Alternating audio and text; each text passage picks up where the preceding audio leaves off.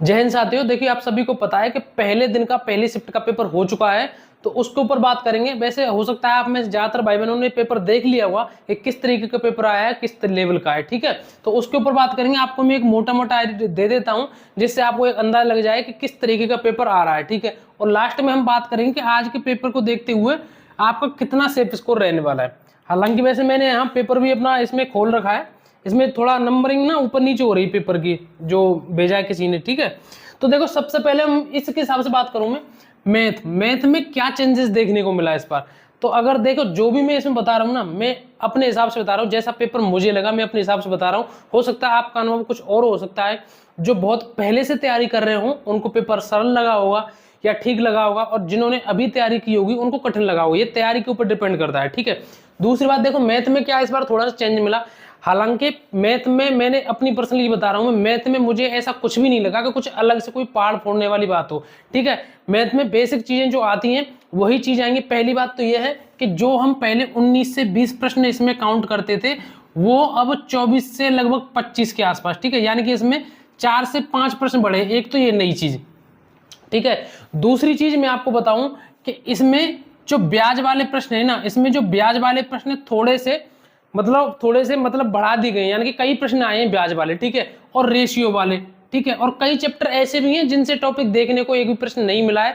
और मैंने आपसे एक दिन ये बताई भी थी कि इंटरेस्ट, सिंपल इंटरेस्ट और आपके जो चक्रवृद्धि ब्याज वाले, ये दोनों चीजें पढ़ के जाना, और अनुपात समानुपात पढ़ के जाना, ठीक है। और रेलगाड़ी के प्रश्न भी आ रहे हैं, मैं जो आगे आने वाली शिफ्ट है उनके लिए बता दे रहा हूं। आपका चाहे किसी भी डेट में हो, एक बार रेलगाड़ी का चैप्टर ना अच्छे तरीके से कर लेना, ठीक है। इसके कई प्रश्न आए हैं रेलगाड़ी के। तो इस तरीके से ये सारी चीजें मैंने आपको बताई थी कि जो प्रॉफिट एंड लॉस, और प्रॉफिट एंड लॉस के भी आए, क्रय विक्रय के कई प्रश्न सारे आए। मैंने एक दिन बताया था क्रय विक्रय, प्रॉफिट एंड लॉस और ब्याज, तो ये कई टॉपिक ऐसे होते हैं जो एक दूसरे से लिंक होते हैं, इनसे कई सारे प्रश्न आए, ठीक है। तो मैथ में ये सारी चीजें हो गई। रही बात रीजनिंग की, तो देखो रीजनिंग में आपको बताऊं कि रीजनिंग में इस बार नया क्या हुआ। इसमें मैंने बता दिया आपको कि नया ये हुआ है कि इस बार 4 से 5 प्रश्न थोड़े से ज्यादा आए जो हर बार आते हैं उस हिसाब से, ठीक है। बाकी इसमें कोई ऐसी चीज नहीं है जो मैंने देखा है कि कुछ ऐसा हो कि जो आपने पढ़ा नहीं हो। मैं गारंटी से कह रहा हूं इसमें एक भी प्रश्न ऐसा नहीं था जो एक ऐसे टॉपिक से आया हो जो आपने नहीं पढ़ा हो, या एक ऐसी कोई टाइप हो जो आपको बहुत ज्यादा टफ लगी हो, आपने कभी पढ़ी नहीं हो। रीजनिंग की बात करूं मैं, तो रीजनिंग में देखो सबसे पहली बात तो ये है कि इसमें मानसिक अभिरुचि नहीं आई है, ठीक है। क्या नहीं आई है?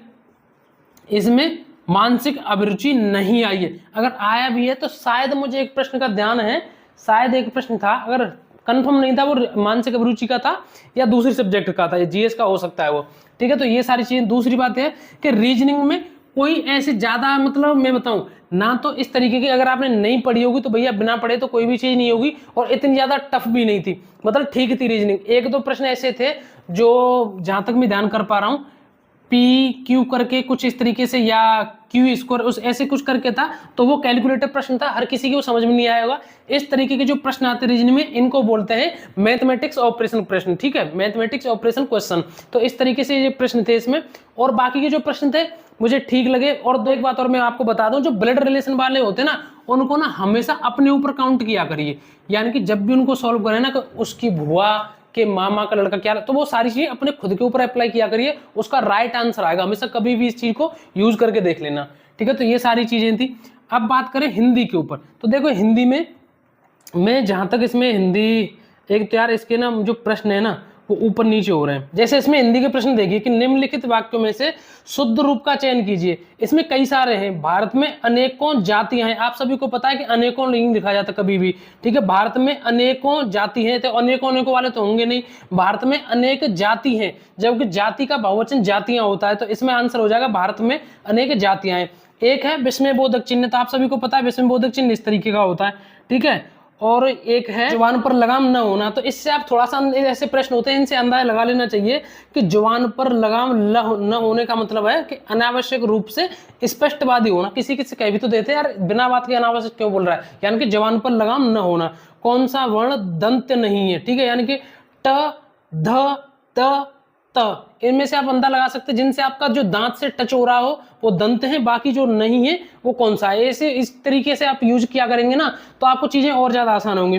राजा शब्द के लिए पर्यायवाची शब्द कौन सा है? लंकेश, नरेंद्र, गोविंद, रघुवीर। देखिए आप सभी को पता है जो नरेंद्र होता है ना, ये जो नरेंद्र होता है ना, ये नर यानी कि नर प्लस इंद्र, यानी कि जो नरों का जो राजा होता है उसे ही बोलते हैं। ठीक है, तो इसमें आंसर हो जाएगा आपका नरेंद्र। ठीक है, यानी कि ये राजा का। और दूसरी बात आती है, ये किसका है कि मूक का अनेकार्थ शब्द कौन सा नहीं है? यानी कि मूक का मतलब होता है एक तरीके से चुप रहना, एक तरीके से शांत रहना, या कह सकते हैं कोई गूंगा हो। ठीक है, तो इसमें जो आंसर हो जाएगा आपका वो हो जाएगा चुप, शांत, गूंगा। ये तो होगा आपके मुंह से अलग हुआ विवश, उनके आपका आंसर हो जाएगा विवश। विवश एक तरीके से यानी कि मजबूर। ठीक, इस तरीके की आपकी हिंदी आई है। हिंदी में एक दो प्रश्न को छोड़ करके यानी कि कुछ रचना वगैरह हैं। देखो एक बार मैं आपको बता रहा हूँ कि रचना वगैरह, दोबारा से फिर कह रहा हूँ कि रचना वगैरह अच्छे से कर लेना। ठीक है, रचना अच्छे से कर लेना। तो इस तरीके से मेरे हिसाब से हिंदी भी सही है। अब बात आती है देखो जीके जीएस पे। तो जीके जीएस में जिस तरीके से मैंने जीके जीएस को देखा है, अगर आपने ना इसमें लगभग 15-16 कर लिए होंगे या 17 के आसपास अगर कर लिए होंगे ना, तो आपका मेरे हिसाब से इसको जीके को देख के हुआ ठीक स्कोर है। ठीक है, 15 से आप लगा सकते हैं कि 15 से 20 तक अगर आपने कर लिए होंगे तो। जीके की अगर मैं इसमें बात करूं तो देखो जीके में भैया करंट पढ़ के जाना। ठीक है, और सबसे बड़ी इस बार जीके में देखो क्या देखा गया है। जीके में क्या देखा गया है कि जीके में यूपी जीके के सिर्फ 2 प्रश्न, मुझे तो 2 ही प्रश्न ही दिखाई दिए।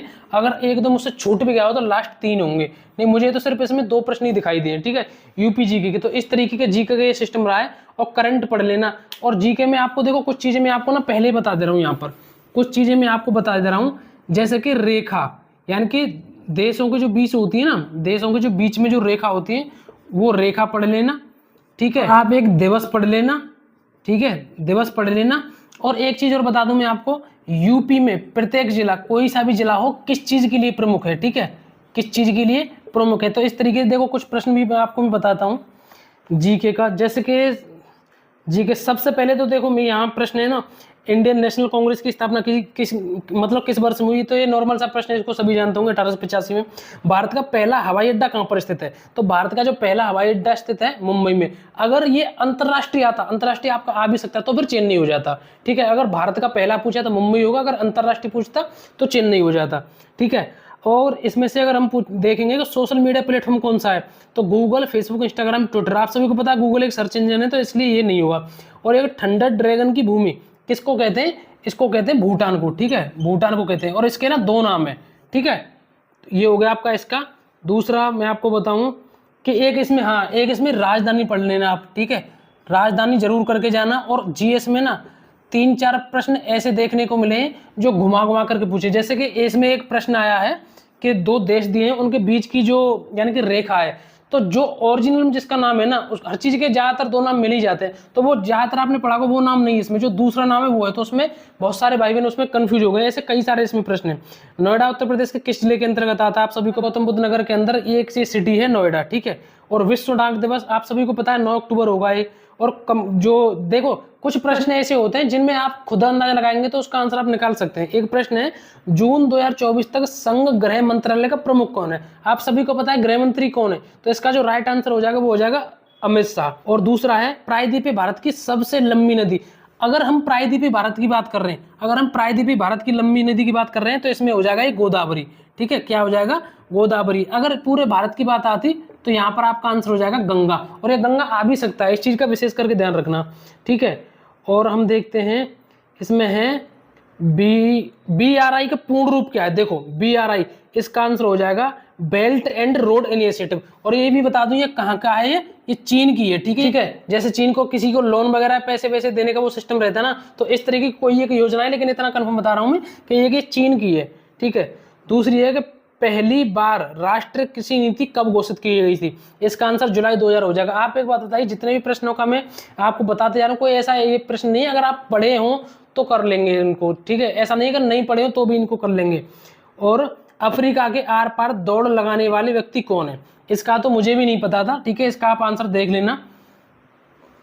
और ये चिकनकारी, ये यूपी का प्रश्न है। चिकनकारी एक पारंपरिक कढ़ाई शैली है जिसकी उत्पत्ति उत्तर प्रदेश के किस शहर में हुई थी? तो इसका आंसर आप लखनऊ हो जाएगा। और मैंने आपको यहाँ भी बताया था कि यूपी के जो प्रमुख जिले हैं उनमें देख लेना कि कौन से प्रमुख में कौन सा उत्पाद क्या है, यानी कि एक जिला एक उत्पाद करके जो भी योजना जिस तरीके से, यानी कौन से जिले में क्या बनाया जाता है। ठीक है, अब मैं बात करूँ, देखो पेपर होने को तो इसमें 150 प्रश्न है। मेरे पास डिजिटल बोर्ड भी नहीं है कि मैं आपको एक एक प्रश्न याद तरीके से बता दूं। अगर मैं बात करूं पेपर की तो आप टेलीग्राम पर ले लेना। अब मैं आपको बता रहा हूं इसका सेफ स्कोर क्या होने वाला है। पहले तो मैं आपको देखो आज के पेपर के बारे में बता दूं कि मेरे हिसाब से जो पेपर है ना तो ये बिल्कुल ईजी कह सकते हैं इसको, और ना बिल्कुल ये पेपर इतना कठिन है।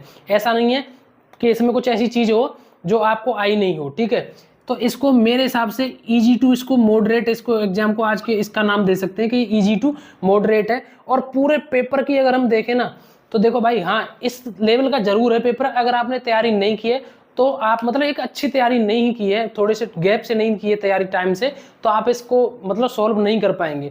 रही बात सेफ स्कोर की, तो देखो अगर मैं आपको सेफ स्कोर की बता दूं ना यहाँ पर, तो जिनका आप ये मान करके चलिए कि जिनका 200 से और 210 तक के आसपास जिनका स्कोर आ रहा है ना, वो अपने हिसाब से, मेरे हिसाब से वो ठीक है।